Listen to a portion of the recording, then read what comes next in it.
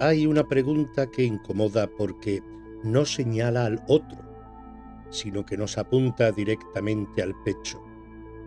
Ahí donde creemos que habita el amor sin fisuras. Y sin embargo, si nos quedamos en silencio un instante, quizá descubrimos que lo que late no siempre es amor puro, sino algo más antiguo, más tembloroso, más humano. ¿Amo o tengo miedo a perder? No es una acusación, ni es un juicio, no es un «lo estás haciendo mal». Es una pregunta que solo puede hacerse quien está dispuesto a mirarse sin maquillaje emocional. Porque hemos aprendido a llamar amor a casi todo lo que nos ata, a todo lo que nos duele cuando se mueve, a todo aquello cuya ausencia nos desestabiliza. Y claro que duele perder lo que queremos, eso es humano, pero hay una diferencia sutil entre amar y necesitar que el otro no se vaya para no sentirnos vacíos. ¿Cuántas veces hemos dicho «te quiero» cuando en realidad queríamos decir «no me dejes»? ¿Cuántas veces hemos sentido angustia ante la autonomía del otro y la hemos disfrazado de interés, de cuidado, de preocupación legítima? No porque seamos manipuladores, sino porque no sabemos distinguir entre vínculo y dependencia. Nos enseñaron que amar era fundirse, que era pertenecer, que era ser mitad de algo. Y la idea es bonita, sí, pero también puede ser peligrosa si creemos que sin el otro no somos completos. Hay algo muy delicado aquí, y es que el miedo a perder puede camuflarse con una elegancia impresionante. Se disfraza de romanticismo, de intensidad, de entrega absoluta.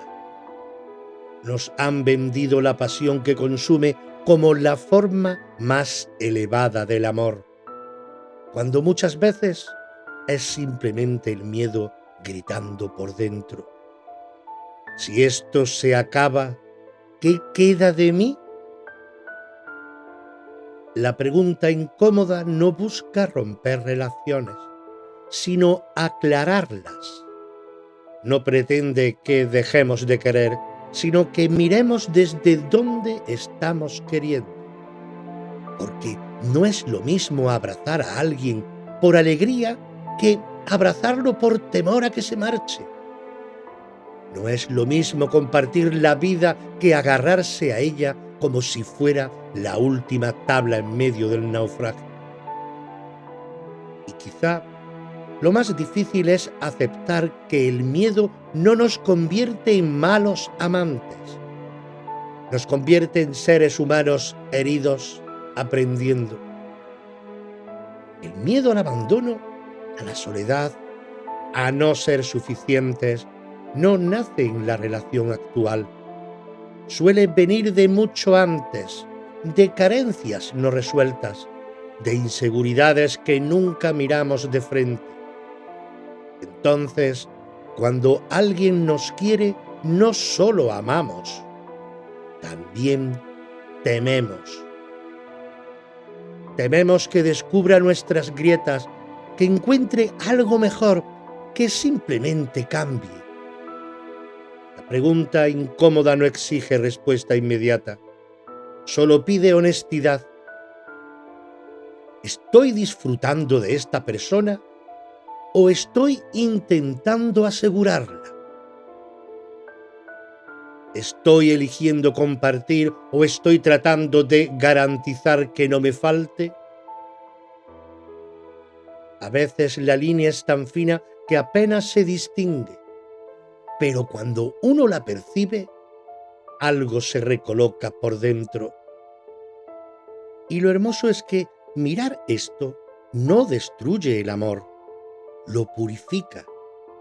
Porque cuando uno reconoce el miedo, deja de proyectarlo sobre el otro, deja de exigir pruebas constantes, deja de interpretar cualquier distancia como amenaza.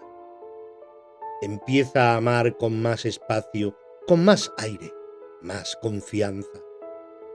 Tal vez el primer acto de amor verdadero sea precisamente este: atrevernos a preguntarnos si lo que sentimos nace de la plenitud o del temor. Sin culpa, sin drama, solo con esa valentía serena de quien quiere amar mejor.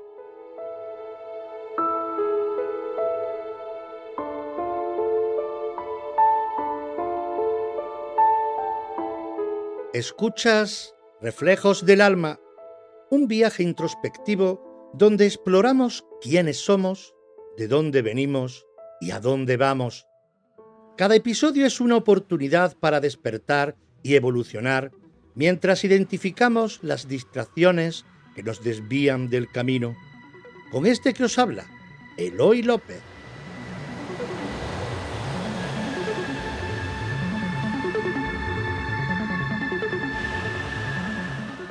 El apego no es un error del alma, ni una tara emocional que debamos extirpar como si fuera algo vergonzoso. El apego es una ley antigua del cuerpo, una inteligencia primitiva que nos permitió sobrevivir cuando éramos frágiles, dependientes, completamente expuestos al mundo. Un bebé que no se apega no sobrevive. Un niño que no busca el calor de su madre o de su padre no se desarrolla sano. El apego es, en su origen, un puente hacia la vida. Nuestro sistema nervioso está diseñado para vincularse. Cuando alguien nos sostiene, nos mira, nos calma, nuestro cuerpo aprende que el mundo no es una amenaza constante. Y cuando ese sostén falla o es inestable, aprendemos otra cosa: que el amor puede irse, que la seguridad no está garantizada. Ahí comienza la raíz de muchos apegos adultos. No porque seamos débiles, sino porque nuestro interior aún busca aquella sensación de protección que un día necesitó para sentirse a salvo. El apego no es el enemigo, es una etapa. Es la forma inicial en que el vínculo se construye. El problema no es que exista, sino que se vuelva rígido, que se convierta en la única forma posible de relacionarnos. Lo natural sería que el apego evolucionara hacia un vínculo más consciente, más libre. Pero muchas veces nos quedamos en la primera fase, como si el alma no hubiera aprendido a caminar sola. Hay algo muy honesto en reconocer que todos nos apegamos. Nos apegamos a personas, a rutinas, a lugares, certezas. Nos apegamos a la imagen que el otro tiene de nosotros. Nos apegamos incluso al papel que representamos en la relación. El fuerte, el protector, el imprescindible.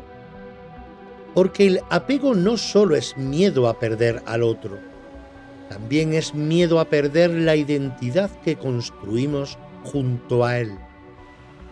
Y sin embargo, el apego en sí no es negativo, es humano, comprensible, es una respuesta al deseo profundo de conexión. El ser humano no está hecho para la indiferencia, está hecho para el vínculo. Lo que sucede es que confundimos vínculo con dependencia, y ahí comienza la distorsión. Un vínculo sano permite que ambos respiren. El apego rígido necesita que el otro permanezca exactamente donde está, haciendo exactamente lo que esperamos, sintiendo exactamente lo que deseamos. Cuando eso no ocurre, el sistema se activa. Ansiedad, celos, control, necesidad de reafirmación. No porque no amemos, sino porque nuestro sistema interno interpreta el cambio como amenaza.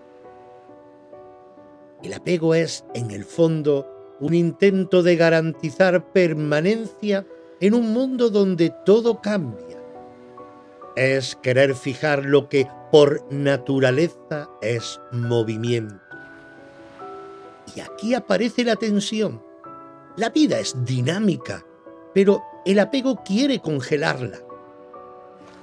Quizá el primer paso no sea eliminar el apego, sino entenderlo, mirarlo con ternura, preguntarnos de dónde viene, qué parte de nosotros necesita todavía esa seguridad. Porque cuando uno comprende el origen de su apego, deja de proyectarlo como exigencia hacia el otro. Empieza a hacerse cargo de su propia necesidad. No se trata de convertirnos en seres fríos, desapegados, indiferentes. Se trata de permitir que el vínculo madure, de pasar del te necesito para sentirme completo al te elijo para compartir lo que ya soy. El apego fue necesario, protector, puente, pero como todo en la vida, si no evoluciona, se convierte en jaula. Y el amor, cuando es verdadero, no está hecho para enjaular ni para enjaularse.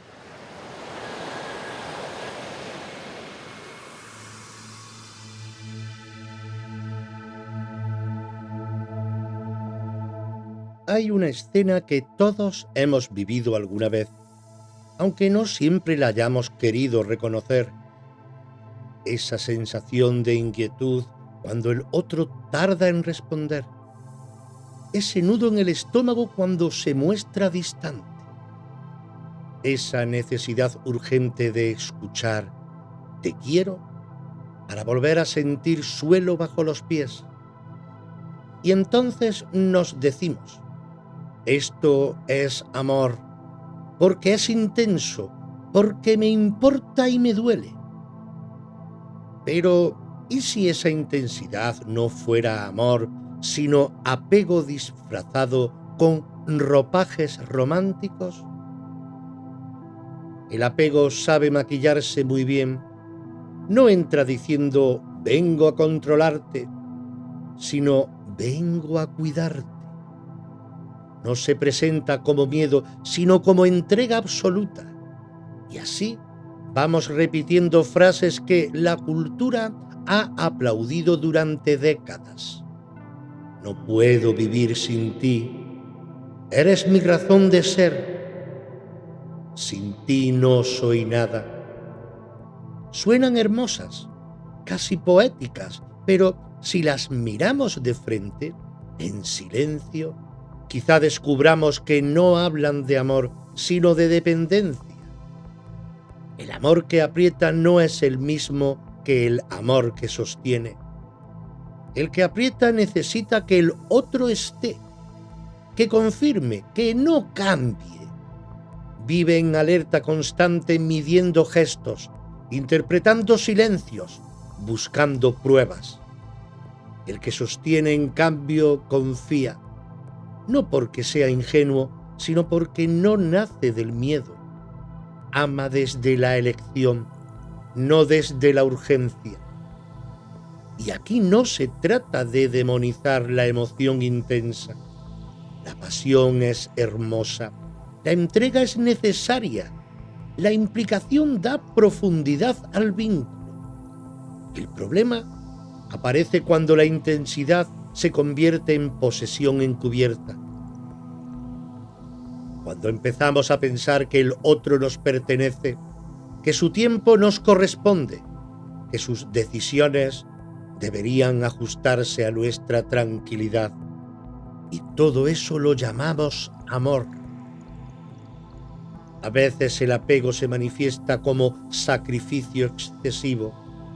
Todo lo hago por ti, decimos, esperando que el otro sienta la deuda. O como hipervigilancia emocional. Solo quiero saber que estás bien.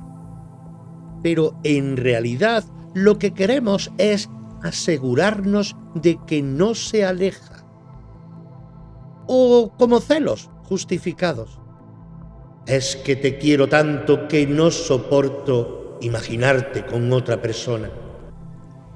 Y lo cierto es que el amor no necesita jaulas para mantenerse. El apego disfrazado es sutil porque no busca dañar. Busca protegernos del vacío. Si el otro es mi centro, si el otro me define, si me garantiza sentido, entonces perderlo se vuelve amenaza existencial. Y el sistema entra en modo defensa. Entonces no amamos libremente, amamos con miedo. Y, sin embargo, reconocer esto no es condenarnos, es liberarnos. Porque cuando uno descubre que su angustia no es amor, sino temor a la pérdida, puede empezar a trabajarla sin cargar al otro con esa responsabilidad. Puede empezar a distinguir entre querer compartir la vida y necesitar que el otro sostenga la propia estabilidad emocional. El amor que nace del apego exige. El amor que nace de la madurez ofrece. El primero dice, quédate para que yo esté bien. El segundo susurra, quédate si quieres. Y si algún día te vas, dolerá, pero seguiré siendo yo. Quizá el punto no sea dejar de sentir intensamente, sino aprender a preguntarnos desde dónde sentimos. Porque el apego puede parecer amor, puede sonar como amor, puede doler como amor. Pero el amor verdadero, cuando lo miras de frente, no asfixia, respira.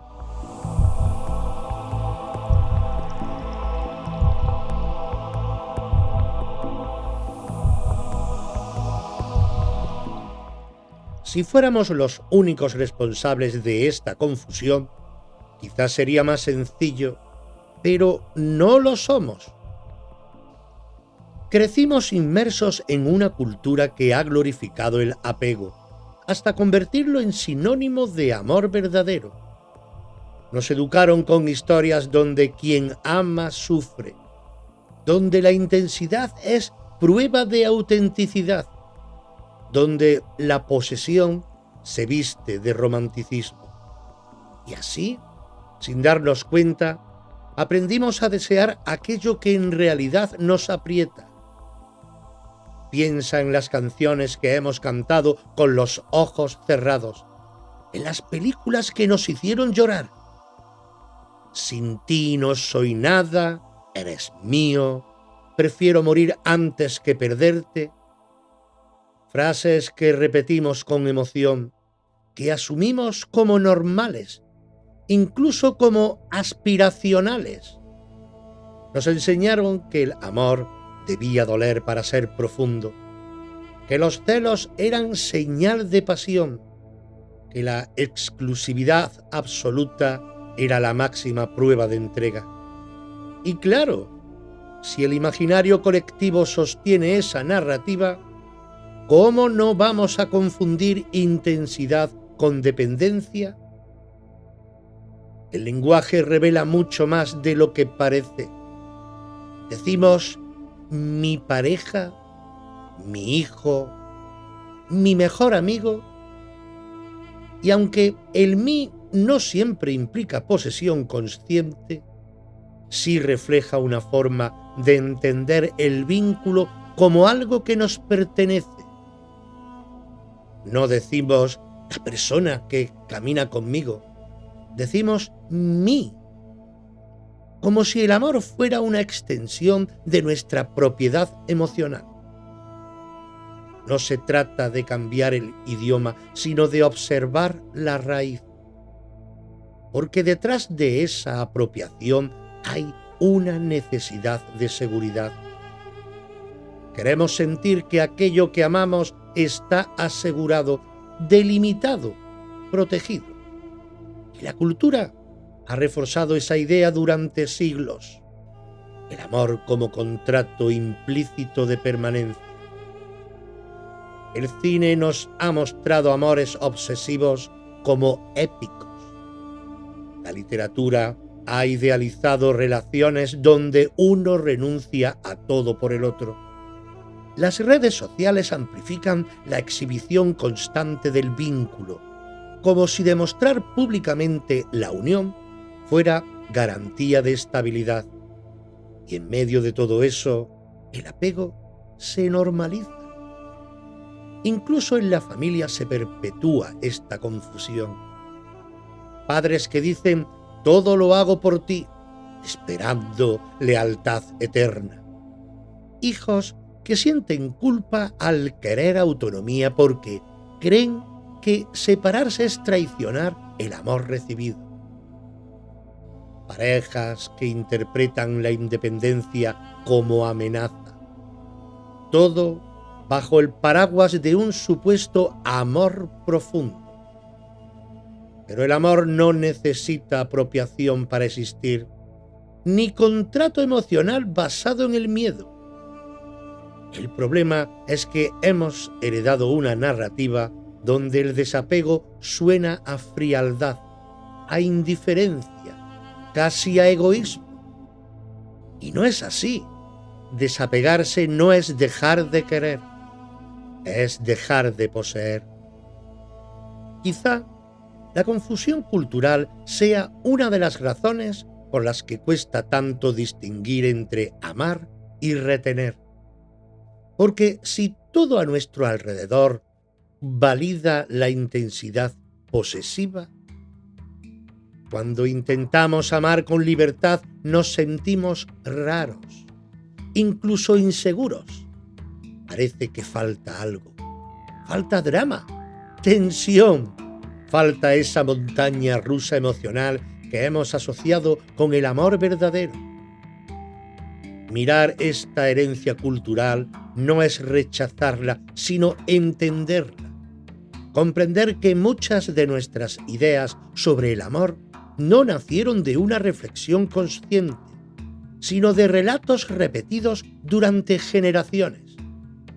Y cuando uno empieza a cuestionarlos, no para atacar, sino para aclarar, se abre una posibilidad distinta, la de construir un vínculo que no necesite apropiarse para sentirse real. Tal vez amar de verdad sea un acto más silencioso de lo que nos enseñaron.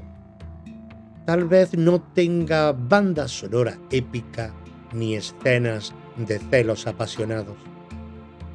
Tal vez sea más simple, más sereno y más libre. Y eso, en un mundo que aplaude la intensidad desbordada, casi parece revolucionario.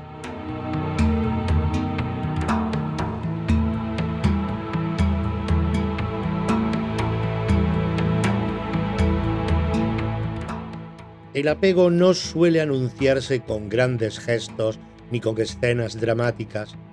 No siempre grita, a veces hasta susurra. Y por eso cuesta tanto reconocerlo.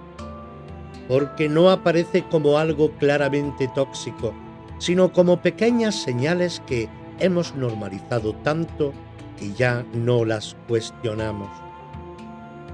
Una de esas señales es el celo silencioso, ese que no explota pero incomoda. No hablamos de la explosión irracional, sino de esa punzada leve cuando el otro se entusiasma con algo que no nos incluye, cuando conecta con alguien nuevo cuando su mundo se amplía sin que nosotros estemos en el centro. No lo expresamos como posesión, lo disfrazamos de incomodidad pasajera, pero si lo miramos con honestidad, ahí late el miedo a perder relevancia. Otra señal es la necesidad constante de confirmación. ¿Me quieres? ¿Estás bien conmigo? ¿Seguro que no te pasa nada? Preguntas que pueden ser naturales en momentos concretos, pero que cuando se vuelven habituales revelan una inseguridad persistente. No buscamos información, buscamos tranquilidad. Y esa tranquilidad depende de que el otro nos reafirme una y otra vez. También está el control disfrazado de preocupación. Te llamo para saber si has llegado. Mándame un mensaje cuando estés allí. No me gusta que salgas con esa persona. Todo puede justificarse desde el cuidado, pero cuando detrás hay ansiedad y necesidad de supervisión, el cuidado se convierte en vigilancia suave y la línea es muy fina. El apego también se manifiesta en la dificultad para tolerar la autonomía del otro. Cuando el crecimiento del otro nos inquieta en lugar de alegrarnos, cuando su independencia se siente como amenaza, porque si el otro ya no me necesita tanto, ¿qué lugar ocupo yo? Esa pregunta rara vez se formula en voz alta, pero opera por debajo. Otra señal más sutil es la tendencia a interpretar cualquier distancia como rechazo. Si el otro está más callado, pensamos que algo va mal. Si necesita espacio, lo vivimos como abandono. El apego convierte el movimiento natural del vínculo en señal de peligro. No soporta la ambigüedad, necesita certezas constantes. Y lo más delicado es que muchas de estas actitudes están profundamente normalizadas. Incluso se consideran prueba de amor. Si no hay celos, no hay amor, se dice. Si no te importa lo que haga, es que no te importa la persona. Y así perpetuamos comportamientos que en realidad nacen del miedo, no del afecto. Pero reconocer estas señales no es para acusarnos ni para señalar al otro. Es para observar y para preguntarnos con serenidad: ¿esto nace de la confianza o de la inseguridad? ¿Estoy acompañando o estoy intentando asegurarme? El apego no es maldad, es temor. Temor a la pérdida, a la sustitución, al vacío. Y cuando uno empieza a ver estas señales sin dramatismo, algo cambia, porque al ponerles luz, dejan de operar en la sombra. Tal vez el primer gesto de amor consciente sea precisamente este: atrevernos a detectar esos pequeños movimientos internos sin juzgarnos, solo mirarlos, porque lo que se mira con honestidad empieza a transformarse. Continuará.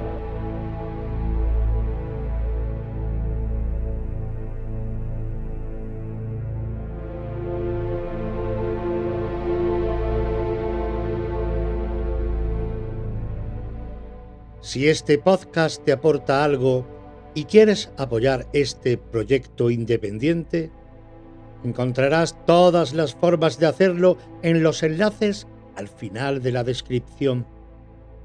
Gracias por estar ahí y formar parte del camino.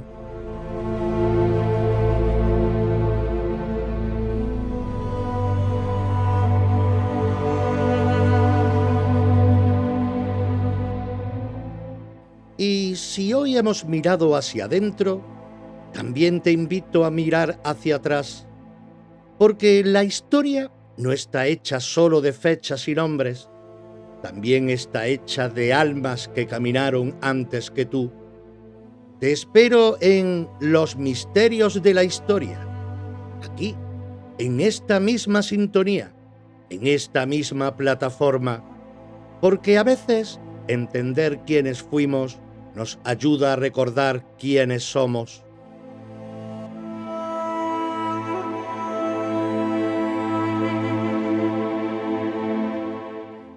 Este podcast y todos los creados bajo los sellos Reflejos del Alma y Los Misterios de la Historia son propiedad intelectual de la Asociación Cultural Reflejos del Alma, ACRA. Su producción, creación y realización corresponden íntegramente a dicha asociación.